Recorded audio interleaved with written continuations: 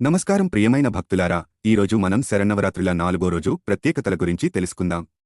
విజయవాడ ఇంద్రకీలాద్రిలో అమ్మవారు ఈరోజు ఎంత అందంగా దర్శనమిస్తున్నారో, ఏం చేస్తే మనకు ఆశీర్వాదం లభిస్తుందో కలిసి చూద్దాం. 4వ రోజు అమ్మవారు శ్రీ లలితా త్రిపుర సుందరి దేవిగా అద్భుతంగా అలంకరించబడి ఉంటారు.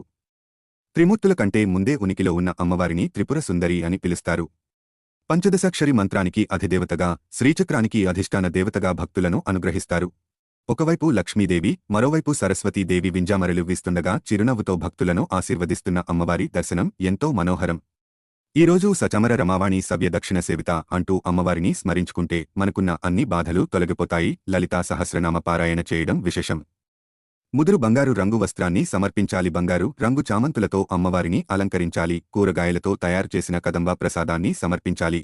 ఈరోజు అమ్మవారిని మనస్ఫూర్తిగా ఆరాధిస్తే మన జీవితంలో సకల శుభాలు కలుగుతాయి. శ్రీ మాత్రే నమః. సబ్స్క్రైబ్ చేయండి, షేర్ చేయండి.